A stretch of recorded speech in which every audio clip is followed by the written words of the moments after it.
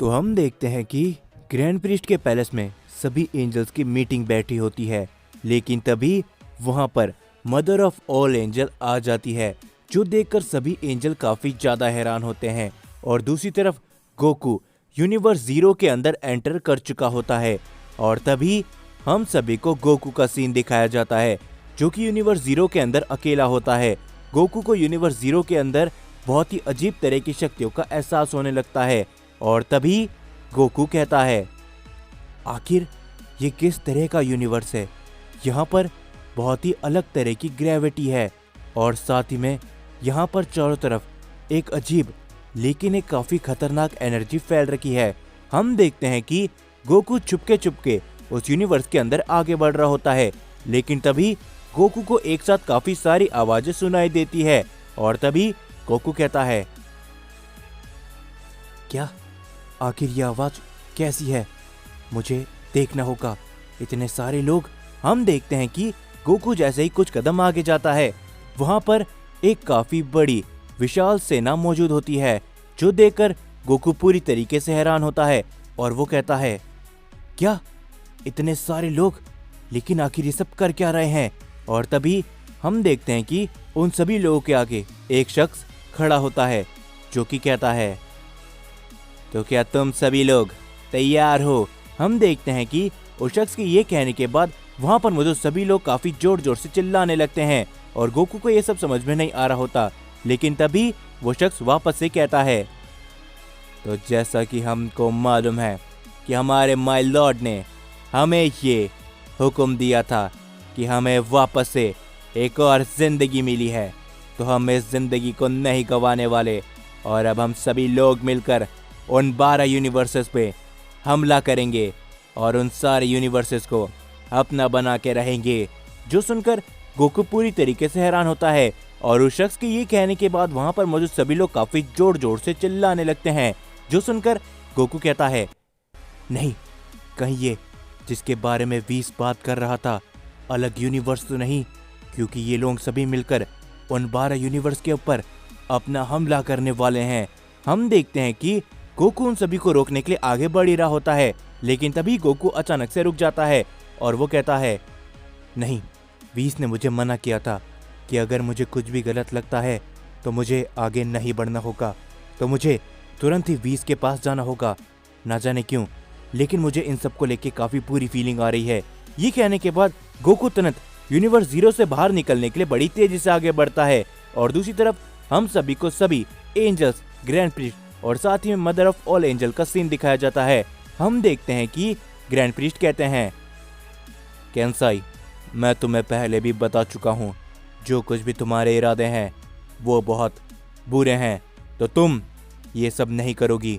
और हाँ, जेनोसामा को सब कुछ पता चले उससे पहले तुम्हारे लिए अच्छा होगा कि तुम जहाँ से आए हो वहीं दोबारा लौट जाओ।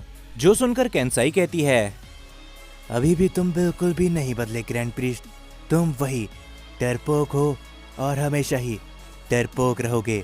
तुम्हें क्या लगता है कि हम यहाँ पर तुमसे बात करने के लिए आए हैं? नहीं, बिल्कुल भी नहीं। ये कहने के बाद केंसाई काफी जोर जोर से हंसने लगती है और तभी हम देखते हैं कि धीरे धीरे करके वहां पर काफी सारे लोग आने लगते हैं। जो देखकर एंजल कुसु कहती है, क्या कहीं ये सब वही तो नहीं जो मुझे लग रहा है? जिसके ऊपर वीस कहता है, हाँ, ये सभी इरेज हुए हुए यूनिवर्स के गॉड ऑफ डिस्ट्रक्शन और एंजल्स हैं। और तभी हम देखते हैं कि वहाँ पर इरेज हुए हुए यूनिवर्स के एंजल्स और गॉड ऑफ डिस्ट्रक्शन आ जाते हैं और तभी उनमें से एक एंजल कहता है, क्या बात है वीस, तुम आज भी नहीं बदले, तुम आज तक सबसे समझदार एंजल हो। जो सुनकर वीस कुछ भी नहीं बोलता और बस उन सभी को घूरता रहता है और तभी हम एक गॉड ऑफ डिस्ट्रक्शन को देखते हैं, जो कि कहता है, यह बात है, देखो जरा, यहाँ पर सभी एंजल्स मौजूद हैं। ग्रैंड प्रीस्ट, आप भी यहाँ पर हो, लेकिन मुझे कहीं पर भी ये सारे यूनिवर्स के गॉड ऑफ डिस्ट्रक्शन नहीं दिखाई दे रहे। क्या वो डरपोक हैं? तो आखिर वो लोग कहाँ पर है? जो सुनकर तभी वीस कहता है, ओह, तो आप उन सभी डिस्ट्रॉयर्स को डरपोक कह रहे हो। लगता है कि आप ये भूल चुके हो कि जब आप यूनिवर्स 7 के अंदर घुसने की कोशिश कर रहे थे तो लॉर्ड बीरस ने तुम्हारा क्या हाल किया था। जो सुनकर उस गॉड ऑफ डिस्ट्रक्शन को गुस्सा आ जाता है। वो वीस के ऊपर अपना हमला करने के लिए आगे बढ़ता है, लेकिन तभी हम देखते हैं कि उसको एक अनजान शख्स रोक देता है और वो कहता है, नहीं, तुम इतनी जल्दी ये सब नहीं कर सकते। क्या तुम्हें नहीं मालूम, मुझे वापस से जिंदा करने के पीछे इस एंजल का काफ़ी बड़ा हाथ है। तो मैं तुम्हें ऐसा नहीं करने दूंगा। हम देखते हैं कि वीस और वो सारे एंजल और ग्रैंड प्रीस्ट उस शख्स को देखकर काफ़ी ज़्यादा हैरान होते हैं। और तभी वीस कहता है, क्या तुम? लेकिन ये कैसे हो सकता है, फ्रीजा? और तभी हम देखते हैं फ्रीजा, जो कि अब एक नया गॉड ऑफ डिस्ट्रक्शन बन चुका होता है। और तभी फ्रीजा हंसते हुए कहता है, हाँ वीस, ये मैं ही हूँ, एम्परर फ्रीजा, या फिर मैं कहूँ गॉड ऑफ डिस्ट्रक्शन फ्रीजा। और अब मैं यूनिवर्स 17 का एक गॉड ऑफ डिस्ट्रक्शन बन चुका हूँ। फ्रीजा की इस बात को सुनकर वीस हैरानी के साथ कहता है, लेकिन ये भला कैसे हो सकता है? तुम एक गॉड ऑफ डिस्ट्रक्शन कैसे? जिसके ऊपर फ्रीजा बताता है, पता नहीं कैसे, लेकिन मुझे टूर्नामेंट ऑफ पावर के बाद से कुछ सही नहीं लग रहा था। और तभी मैंने फैसला कर लिया था कि मैं यूनिवर्स 7 को छोड़ के किसी और यूनिवर्स में जाने वाला हूँ, ताकि मैं शक्तिशाली बन सकूँ और उन सीएन बंदर से अपना बदला ले सकूँ।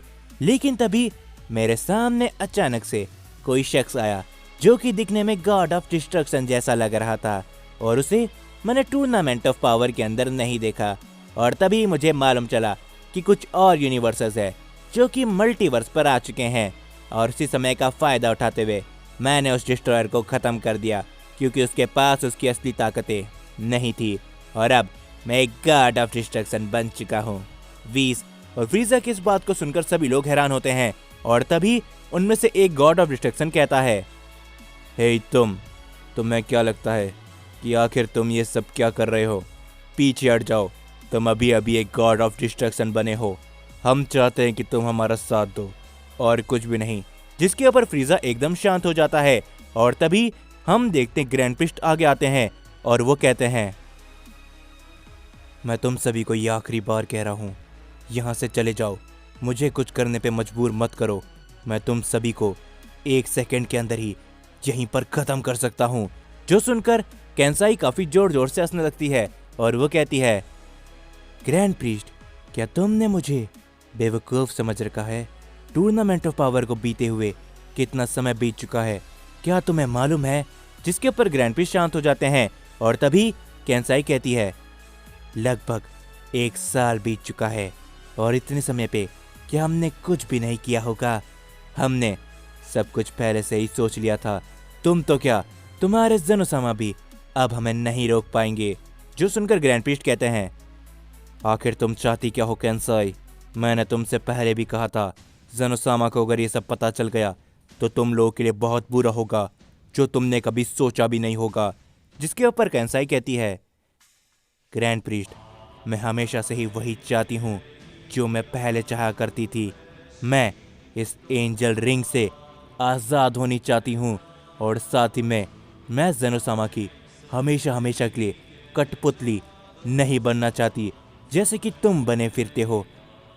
मैं इस पूरे के पूरे मल्टीवर्स को ज़ेनोसामा से हमेशा हमेशा के लिए आज़ाद कराना चाहती हूँ। जो सुनकर सभी एंजल्स काफ़ी ज़्यादा हैरान होते हैं। और कैंसाई कहती है, मुझे मालूम है कि तुम सभी एंजल्स को मेरी बातें समझ में नहीं आ रही होगी, तो मैं तुम्हें सिंपल भाषा में समझाती हूँ। तुम्हें तो मालूम ही है कि ज़ेनोसामा अगर एक बार गुस्सा आ जाए तो वो किसी भी यूनिवर्स, किसी भी शख्स को इरेज कर सकते हैं। और ये ओमनी किंग की ताकत है, और ये बहुत बुरी ताकत है। हमारे यूनिवर्स के साथ में जो कुछ भी हुआ था, उसमें न जाने कितने बिलियन मासूमों की जान गई थी। वो लोग कितना तड़पे थे। मैं नहीं चाहती कि हर एक शख्स, हर एक यूनिवर्स के साथ में वही हो कि जब कभी भी ओमनी किंग गुस्सा हो, उनके पास उनके खेलने का साधन ना हो, उनका मनोरंजन ना हो, तो वो किसी भी यूनिवर्स के किसी भी मासूम लोग को हमेशा हमेशा के लिए ख़त्म कर दे। और मैं ऐसा बिल्कुल भी नहीं होने दूंगी। मेरा असली मकसद मैं कामयाब करके रहूंगी ग्रैंड प्रिस्ट। मैं सिर्फ इस समय पर तुम्हें ये बताने आई हूँ कि तुम अपने लोगों को तैयार कर लो, क्योंकि अब से ठीक कुछ दिनों के बाद हम तुम्हारे ऊपर हमला करने वाले हैं। बचे हुए जितने भी यूनिवर्सेस हमारे वापस लौट कर आए हैं, हम उन सभी को तैयार कर रहे हैं। और इसके बाद तुम में से एक भी शख्स जिंदा नहीं बचने वाला। पूरा का पूरा मल्टीवर्स सिर्फ और सिर्फ हमारा गुलाम होगा और हम इस मल्टीवर्स में रूल करेंगे। ये कहने के बाद हम देखते कि वहां पर मौजूद सभी डिस्ट्रॉयर और सभी एंजल्स और साथ ही में कैंसाई वहां से निकल जाती है। जो सुनकर वो सारे ही एंजल्स काफी ज्यादा हैरान होते हैं। और तभी वीस कहता है, तो फादर आखिर अब हम क्या करने वाले हैं? उन्होंने तो जंग का ऐलान कर दिया है। क्या हम ये सभी बातें ज़ेनोसामा ओमनी किंग को बताएं? जिसके ऊपर ग्रैंड प्रिस्ट कहते हैं, फिलहाल के लिए जो कुछ भी करना है वो मैं करूंगा। तुम सिर्फ जाओ, अपने यूनिवर्स के बेस्ट फाइटर्स को तैयार करो। सभी डिस्ट्रॉयर्स को भी बता दो कि समय आ चुका है एक बहुत ही बड़ी जंग का। उन सभी डिस्ट्रॉयर्स को अपने आप को शक्तिशाली बनाना होगा। उन्हें अपना आलस अब खत्म करना होगा।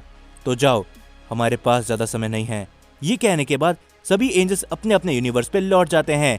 और तभी हम देखते कि वीस पहुंच जाता है प्लेनेट बीरस पे, जहां पर वेजिटा और बीरस को वीस सारी ही बातें बता रहा होता है। और तभी वेजिटा कहता है, क्या कैकरॉट उस यूनिवर्स पे गया है? क्या वो अभी तक लौट कर नहीं आया? जिसके ऊपर वीस भी घबराते हुए कहता है, हाँ मुझे भी चिंता हो रही है गोकू की। गोकू अभी तक लौट कर नहीं आया है। और तभी वेजिटा कहता है, क्या मुझे बताओ वीस कि आखिर वो यूनिवर्स जीरो कहाँ पर है? मैं कैकरॉट को लेकर आके रहूंगा। लेकिन तभी हम देखते कि गोकू वहां पर अचानक से आ जाता है। गोकू काफी ज्यादा घबराया हुआ होता है। और तभी वो वीस से कहता है, वीस हमारे पास ज्यादा समय नहीं है, एक बहुत ही बड़ी जंग होने वाली है। और तभी वीस भी सारी बातें गोकू को बता देता है। और वो कहता है, मुझको भी यही मालूम चला था यूनिवर्स जीरो के अंदर। तो अब हमें आगे क्या करना है वीस? जिसके बाद हम सभी को ज़ेनोसामा का पैलेस दिखाया जाता है। और तभी ग्रैंड प्रिस्ट ज़ेनोसामा के सामने खड़े होते हैं जैसे कि कुछ हुआ ही नहीं हो। और तभी ज़ेनोसामा कहते हैं, ग्रैंड प्रिस्ट आखिर तुम कब तक मुझसे ये सारी बातें छुपाने वाले हो? ये सुनने के बाद ग्रैंड प्रिस्ट थोड़े से हैरान होते हैं। और वो कहते हैं, मुझे मालूम था कि मैं आपसे कुछ भी नहीं छुपा पाऊंगा ज़ेनोसामा। और तभी ज़ेनोसामा कहते हैं, बस अब बहुत हुआ।